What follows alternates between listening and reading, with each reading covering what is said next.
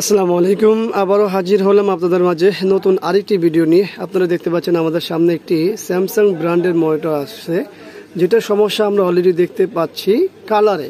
কারণ হচ্ছে একই জিনিস আমাদের এই মনিটরটিতে চলছে, দেখতে পাচ্ছেন কি সুন্দর কালার, আর এই একই জিনিস এখানে আমাদের কালারের কি অবস্থা। তো এখানে আমরা দেখতে পাচ্ছি দুইটা কালার মিসিং আছে। তো কালারগুলো মিসিং হয় কেন সেটা আমরা জানাবো, আর ঠিক করতে হলে আমরা কীভাবে করবো সেটাও জানাবো। সঙ্গে থাকুন, দেখতে থাকুন ফুল ভিডিওটি। মনিটরটি মূলত হচ্ছে একটি 19 ইঞ্চি মনিটর, এবং এটির সিস্টেমটা কি আমরা দেখতে চাই ডিবিআই মাইনাস এবং বিজিএ। তো ডিবিআই মাইনাস আমাদের যেহেতু বিজিএ আছে, তার অর্থ হচ্ছে এটা বিজিএ সেকশন থেকেই অফ হয়ে গেছে। এখন এই জিনিসটা আমরা দুইভাবে করতে পারি। এটা হলো একটা হলো ইন্টারনাল, একটা হলো এক্সটার্নাল। এক্সটার্নাল বলতে কি বোঝায়?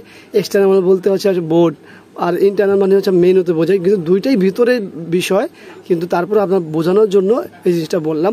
তো আজকে আমরা দেখব যে মেনু থেকে যদি হয়ে থাকে তাহলে আমরা কি করতে পারি, আর মেনুতে হয়েছে কিনা সেটা আমরা দেখার জন্য যেতে হবে আমাদের মেনুতে। আমরা মেনু অপশনগুলো দেখে নেব।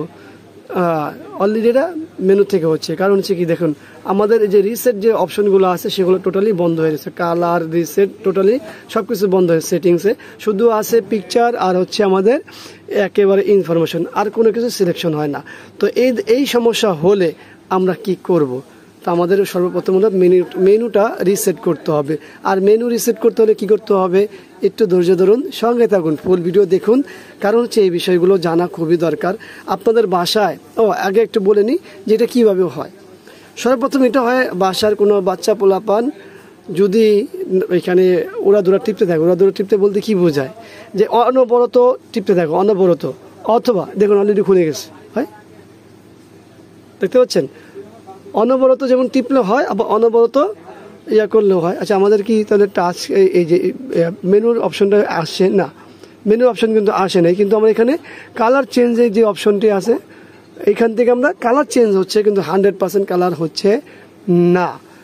এইখানে আবার কালারটা ভালো পাওয়া যায়, কিন্তু এইখানে আবার না। কিন্তু আমাদের কি এই মুড থাকবে? আমাদের তো মেনুতেও কাজ করা দরকার। তো যাই হোক, এইখানে তো কিছু একটা অপশন পেলেন।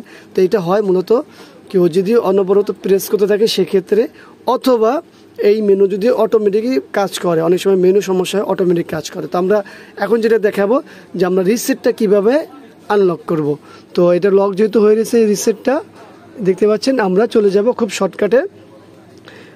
এইখানে মেনুতে আমরা টিপ দিয়ে ধরে রাখবো কয়েক সেকেন্ড, এবং আমাদের লাল যে বাতিটা আছে সিগন্যাল বাতি, সেখানে একটু খেয়াল করব। দেখুন আমাদের এখন কি বলে, দেখুন আনলক হয়ে গেছে, অপশনগুলো চালু হয়ে গেছে। তো আমরা এইখানে যেই কালারই হোক বা যেরকমই হোক, আমরা জাস্ট এখানে যে একবার এই সিলেকশন করে দেবো রিসেট, ইয়াস। এখন জাস্ট ইয়াস করে এই যে শেষ। আমাদের এখন যেই অপশনই যাক, সেটা হোক বিজিএ হোক অথবা ডিবিআই হোক অথবা আদার্স যে এখান থেকে যে কোনো বিষয় হোক, সেটা কোনো ঝামেলা নেই। আমরা কিন্তু এখান থেকে কালার ঠিক হতে দেখেছি, কিন্তু আমরা যদি রিসেট না করতাম তাহলে আদার্স কোনো কাজ করতে পারতাম না। ব্রাইটনেস, কন্ট্রাস্ট কোনোটাই বাড়ানো কমানো সম্ভব হতো না। তো আশা করবে ভিডিওটি আপনাদের ভালো লাগবে। ভিডিও ভালো লাগলে লাইক কমেন্ট শেয়ার অবশ্যই আমাদের এই চ্যানেলটি সাবস্ক্রাইব করবেন, পাশে থাকা বেল বাটনে চাপ দিয়ে রাখবেন। আবারও দেখাবেন ইনশাআল্লাহ অন্য কোনো বিষয় নিয়ে। আজকে বিদায়। আল্লাহ হাফেজ।